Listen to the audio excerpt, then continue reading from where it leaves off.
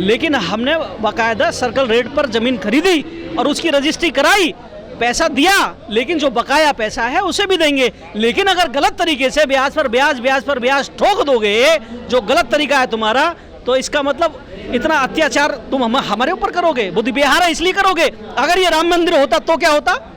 क्या ये नोटिस लगाते? इनकी औकात थी मंदिर नोटिस लगाने की? थी इनकी औकात? बुद्ध के देश में बुद्ध को, अगर ये बुद्ध के आशियाने को तोड़ देंगे, खुद कहाँ रहेंगे? इनका खुद का वजूद कहाँ होगा?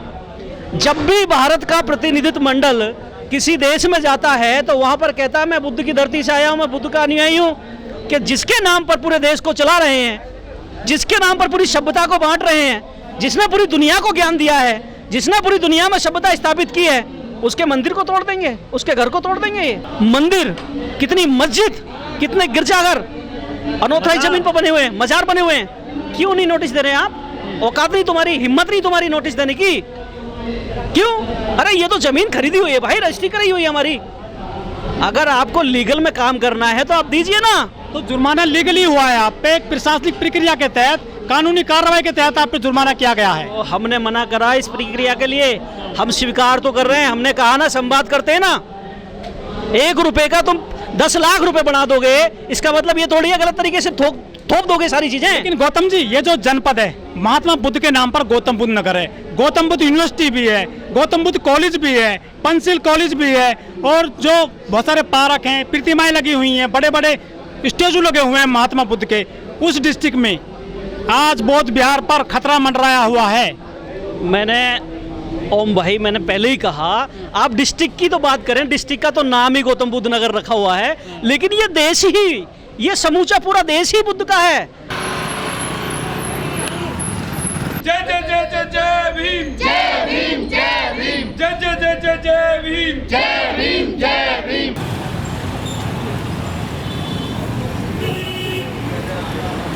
मुकेश, गौतम जी, नोएडा के सेक्टर 11 में जो है बौद्ध विहार है, इस पर नोटिस लगा दिया गया है कि बौद्ध विहार खाली कर दीजिए। कैसे बचेगा बौद्ध विहार आपका? बौद्ध विहार को तो हम बचा ही चुके हैं और बचा ही लेंगे, लेकिन नोटिस तो अब उन्हें जाएगा ना जिन्होंने अनलीगल तरीके से मंदिर खड़े कर रखे हैं। ये देश बुद्ध का था, बुद्ध का है और बुद्ध का ही रहेगा। जिस देश की पहचान बुद्ध के नाम से हो, उस देश में बौद्ध विहार को नोटिस देना ही अपने आप में शर्मसार कर देना है। रही बात पैसे की, तो हम तो संविधान को मानने वाले लोग हैं। हमने ज़मीन को खरीदा, रजिस्ट्री कराई और उसका बकाया पैसा भी जमा करा और बाकी का भी कर रहे हैं। बार बार हमें परेशान ना किया जाए, कभी अनुसूचित जाति एक्ट के नाम पर, कभी रविदास टेम्पल के नाम पर, कभी बुद्ध विहार के नाम पर, और कभी शादी विवाहों में घोड़ी पर बैठने के नाम पर। ये मतलब प्रताड़नाएं ना दी जाएं हमें, वरना शासन प्रशासन कान खोल के सुन ले। ये वही समाज है जिसने 2 अप्रैल के दिन तुम्हारी ईंट से ईंट बजा दी थी, तुम्हारे पेट खराब हो गए थे, तुम्हारे दस्त लग गए थे। लेकिन ये जो प्लॉट लिया गया था बौद्ध विहार के नाम पर, इसमें बाकायदा रजिस्ट्री हुई थी, आपने पूरा पैसा जमा नहीं किया है, जिसके बाद में वो पेनल्टी लगाते गए, चक्रवृद्धि ब्याज लगा, जिसके बाद में 4.25 करोड़ रुपए हो गया है आप पे। ये आपको देना पड़ेगा, ऐसा कह रहे हैं जो अधिकारी हैं। हमने मना करा, हमने कहा हम संविधान को मानने वाले लोग हैं और पूरी दुनिया के अंदर हम पहले व्यक्ति हैं कि जो संविधान को अपने सर पर रख के चलते हैं। हम पहले व्यक्ति हैं, हमारा पहला समुदाय ऐसा है पूरी दुनिया के अंदर जो राष्ट्र के संविधान को रखकर अपने सर पर चलता है, संविधान को ही सर्वोपरि मान के चलता है। हमने संविधान को मानते हुए तो जमीन को अलाउड किया, वरना हम ट्रस्ट के नाम पर इसे वैसे भी अलाउड करा सकते थे। नई नई संस्थाओं के नाम पर जमीन अलाउड करा रखी है बिना पैसे की। जो करोड़ों रुपए की जमीन थी वो कुछ हजारों में, कुछ लाखों में अलाउड करा रखी है, हम भी तो अलाउड करा सकते थे। रास्ता क्या निकलेगा? रास्ता निकल गया है, कमेटी ने बात की है और जो बात बाकी रह गई हैं वो बात भी की जाएंगी। कुछ पैसा जमा करा दिया है और वो पैसा जमा कराएंगे। अब बेवजह तरीके से आप परेशान करोगे, नोटिस लगा दोगे, सील लगाने की धमकी दोगे, ऐसा काम थोड़ी चलना है। आपने कहा भाई पैसा है, ठीक है, बैठकर बात करेंगे, तुम्हारा पैसा दे देंगे, थोड़ा थोड़ा करके देंगे। लेकिन नोएडा प्राधिकरण के अधिकारियों ने इस प्लॉट को कैंसिल करने की प्रक्रिया शुरू कर दी है। ऐसी भूल प्राधिकरण नहीं करेगा, उसे पता है। अभी तो यहाँ पर हजारों की संख्या में है।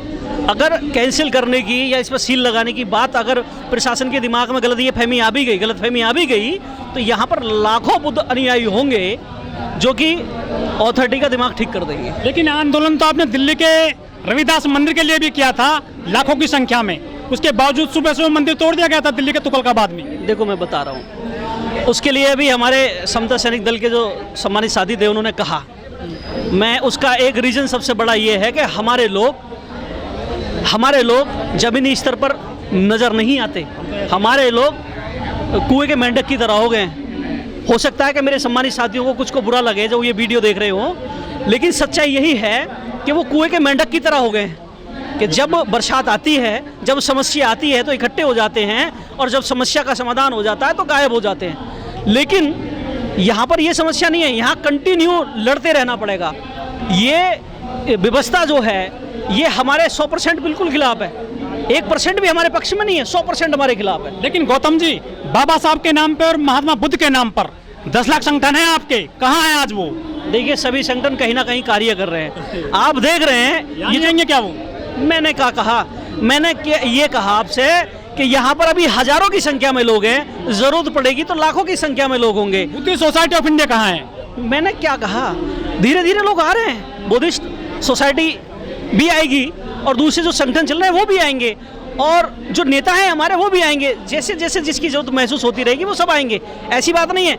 अभी हम ये देख रहे हैं कि अगर कुछ ही लोगों से काम चल जाए, बड़ा आंदोलन ना करना पड़े, संवाद से काम चल जाए, पैसे का लेन देन है पैसे से काम चल जाए। लेकिन जिस तरीके की उनकी डिमांड है, जिस तरीके की उन्होंने एक पैकेज बनाया है 4.25 करोड़ रुपए का, ये तो नहीं चल सकता। क्या हिम्मत नहीं है पैसा देने की आपकी? अरे पैसे देने की तो इतनी हिम्मत है, ये समाज ऐसा है कि 1-1 रुपया इकट्ठा करके पूरी अथॉरिटी को खरीद लेगा।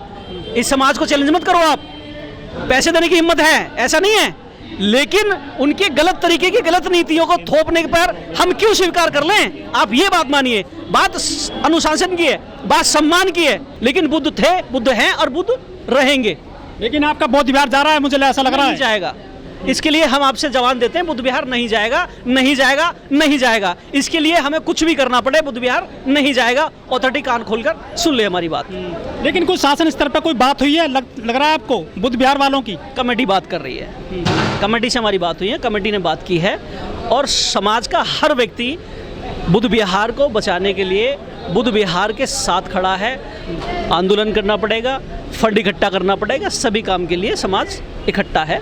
समाज में कोई बिखराव नहीं है, समाज मुट्ठी बंद होकर इस धरा को बचाएगा, क्योंकि इससे समाज की पहचान है और बुद्ध हमारी संस्कृति है। श्री कृष्ण जी, ये बुद्ध विहार है सेक्टर 11 नोएडा में, जहाँ आप खड़े हुए हैं, इस बुद्ध विहार को सील करने की जो प्रक्रिया शुरू हो गई नोएडा प्राधिकरण की तरफ से। जी ऐसा है, ये उनका अपना जो सिस्टम उन्होंने किया है, उनके सिस्टम के साथ उन्होंने किया है, लेकिन उसके लिए हमको ये देखना चाहिए ये हुआ कैसे, ये ना सोचें ये जो बीमारी उसको निपटे कैसे।